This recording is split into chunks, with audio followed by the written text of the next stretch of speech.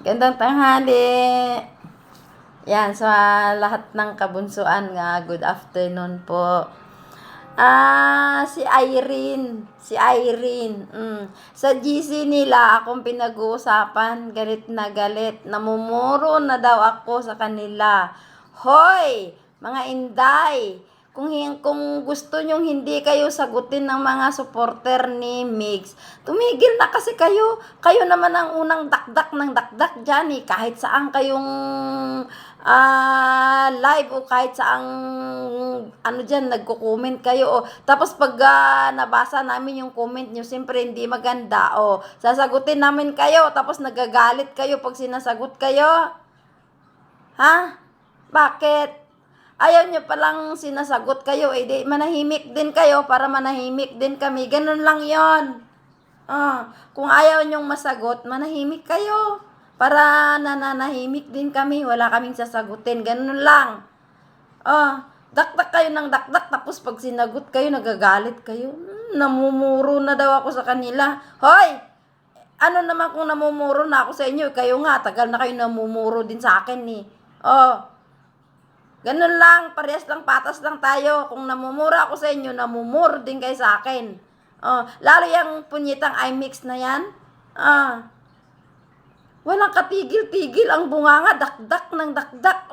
Tapos, sawayin nyo kasi si iMix, Irene. Sawayin nyo kasi si iMix. Lani, sawayin nyo kasi si iMix. Tumigil na yung bunganga niya. Kasi yan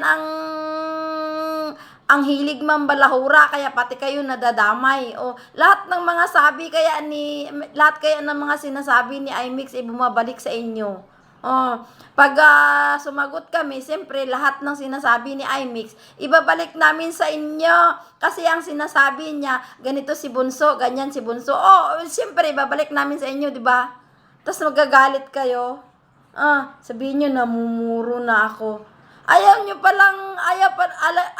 palang sinasagot kayo ng mga supporter ni Mix Manahimik kayo nang wala kaming sasagutin, ganon. Kaya kayo sinasagot kasi yung mga pinagsasabi nyo hindi magaganda. 2 taon na kayo nagdadakdak ng dakdak Tapos sasabihin nyo ganito, ganyan. Kung talagang may mga pruweba kayo, may mga ebidensya kayo, sana, nung pagkatapos ng 40 days ni Mahal, sana tinapos nyo yung 40 days ni Mahal, nagdemanda na kayo, bakit pinaabot nyo pa ng 2 taon? Tapos dakdak kayo ng dakdak, inuulit-ulit nyo, paulit-ulit. Tignan nyo ngayon, umpisa na naman sa simula. Hindi talaga kayo masaya hanggat hindi kayo napag-uusapan sa social media. Hindi kayo kontento hanggat hindi kayo pinag-uusapan sa social media. Tapos magagalit kayo pag sinasagot kayo. Anong mayroon? Kayo lang ang pwedeng mag-ingay, kami hindi. Ganon. Nakakaloka kayo minsan Ayan, nagsisimula na naman sa umpisa. Yung ginawa nyo noong after 40 days, ayan na naman, bumalik na naman tayo doon. Diyos ko. Alam nyo, sa totoo lang talaga, hindi sana ganito kaingay kung hindi kayo nagdadadakdak dyan Kaya lalong nag-iingay yung mga supporter ni Megs kasi hindi naman talaga sumasagot si Megs. Tapos dakdak kayo ng dakdak. Anong mayroon? Sana yung mga pinagsasabi nyo, yung mga pinagsasabi nyo noon na ganito ganyan, na sana noon pagkatapos ng 40 days ni Mahal, kung may ebidensya din lang pala kayong hawak, sana inakyat nyo na yan sana sa korte para doon na mapag-usapan, hindi sa social media. Hindi yung ingay kayo ng ingay sa social media na wala naman kayong makukuhang justice dito. Ganon. Tignan mo sila, Tatay Jet. Tahimik lang. Ano ngayon? Di naunahan kayo. Hindi naman kayo dapat nag-iingay sa social media ng ganito Kasi kahit anong ingay nyo sa social media, hindi mabibigyan ng justice yung mga pinagsasabi nyo. Sino ang magde-decide dito sa social media? Sige nga. Sino ang magde-decide kung panalo kayo o panalo sila, Mig? Sino ang magde-decide? sa social media. Sige nga. Kaya dapat dinadala nyo yan sa sa korte. Dapat doon nyo pinag-uusapan, hindi yung ingay kayo ng ingay sa social media. Tapos pag sinasagot kayo, Diyos ko, nang gagalaiti kayo. Kung pwede nyo lang sakalin isa-isa yung mga supporter ni Mix, ginawa nyo na. Oh, di ba? Ang bububo nyo. Lalo yang si iMix. Yan ang nagsisimula ng gulo, si iMix. Siya talaga ang nagsisimula ng gulo. Inulit-ulit na naman mula umpisa hanggang ngayon. Inulit-ulit na naman. Kaya yan, sobrang ingay na naman.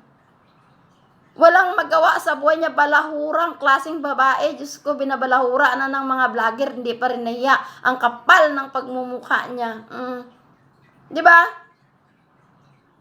Kasi kung sana nanahimik na lang sana kayo at hintayin na lang ninyo na magharap-harap kayo sa korte. Total, nagdemanda na din si Jetro. Nagdemanda na sila. O dapat, tumahimik na kayo. Hintayin nyo na lang na magharap kayo sa korte. Saka kayo magpaliwanag doon. Hindi yung ingay kayo ng ingay sa social media na wala naman kayong makuhang justice. O diba? Kaya ikaw ay mix yung bunganga mo. Hintayin mo na lang yung warrant mo muna. Tapos umuwi ka sa Pilipinas. Pag uwi mo sa Pilipinas, kung may pera ka, ayan, magpiyansa ka. Pag wala kang pampiyansa, edi magpakulong ka. Deserve mo yan. Deserve mong makulong dahil sa pambabalahura mo, di ba? Huwag yun sa social media. Kayo nagngangaw-ngaw, nagngangaw-ngaw. Tapos pag sinagot kayo, Diyos ko, nanggagalaiti kayo, lahat ididimanda nyo. Anong mayroon? Kayo naman ang nag-uumpisa ng gulo eh. Wala sa ibang tao ang gulo na sa inyo palagi. Ayan, nananahimik na kami noon nung sinabi nyong move on na, move on. Hindi nyo naman tinupad yung move on nyo. Sabi nyo mag-move on na kayo, wag nang pansinin. Tinapos nyo lang yung 2 years death anniversary ni Mahal, nag-ingay na naman kayo. Narinig nyo yung interview ni Mix, nag-iiyakan na naman kayo. Anong mayroon? Ano ba sinabi ni Mix na masama doon sa interview? Wala naman sinabing masama doon si Mix sa interview. Mayroon ba? Binalahura niya si Mahal? May binanggit ba siya doon about kay Mahal? May binalahura siya doon? May binanggit ba siya doon about sa inyo? May binanggit siyang pangalan? Ganon? Wala kayong narinig na pangalan na binanggit ni Mix doon at saka walang masamang sinabi si Mix sa interview niya. Mga luka-luka kayo. Kayo lang ang nasasaktan, kaya kayo nagre-react kasi kayo ang tinatamaan, ganon. Natatamaan kayo, kaya kayo nagre-react. Di ba? Kahit ulitin niyo pa yung interview ni Mix, walang masama doon sa sinabi niya. Totoo naman, tinulungan niya si Mahal gumawa ng YouTube channel, di ba? Totoo naman, di ba? Nandyan pa yung YouTube channel ni Mahal na ginawa ni Mix, ginagamit ninyo. Ba't kayo nang gagalaiti? At totoo naman yung sinabi ng tao. Tsaka totoo naman yung sinasabi ni Mix na walang milyon. Paano nagkaroon ng milyon?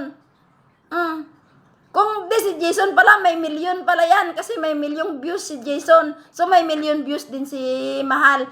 Kaya milyon ang kinita. Ganon. Parang, ang utak niyo, Diyos ko.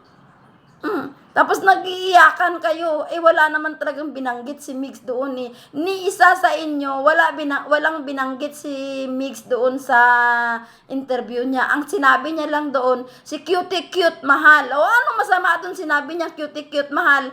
Nung nagtandem naman sila, yan naman talaga ang tawag niya kay Mahal, cutie cute Mahal. Ang masama doon? Masama yan, ganon. Parang tanga, para kayong mga tanga, para kayong mga abnormal, para kayong mga idiotic, ganon. Ang laman tong mga utak ng mga to ngawa na ngawa sa social media. Tapos pag sinagot ng mga supporters ni Mix, kasi si Mix ang binabalahura ninyo. Siyempre, kaming mga supporters, nasasaktan kami, kaya kami sumasagot sa inyo, ganon yon. Tapos nagagalit kayo, sabihin nyo namumuro na ako. Hindi naman ako magsasalita ng ganito kung hindi dahil sa inyo di ba? Ayan, patigilin nyo yung vlogger nyo, yan sa iMix, patigilin nyo nang tumahimik na. Si Ballpoint Man, patahimikin nyo nang manahimik na, ganon. Hindi yung pinapabayaan nyo yung dakdak ng dakdak dyan. Tapos pag sinagot kayo, nagagalit kayo. Mga hinayupak kayo. Kahit kailan, wala kayong makukuha justice dito sa social media. Antayin nyo yung warrant nyo. Pag nakakuha nyo yung warrant nyo, ikaw IMEX, bilisan mo, umuwi ka na sa Pilipinas.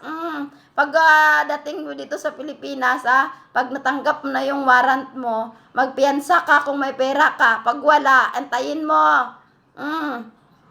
Antayin mong lagyan ka ng pusa sa kamay mo at ikulong ka, animal ka. Wala kang ginawang mabuti, puro ka dakdak ng dakdak. Pati yung mga tesorero na damay ng dahil sa yung mga sinasabi mo, gaga.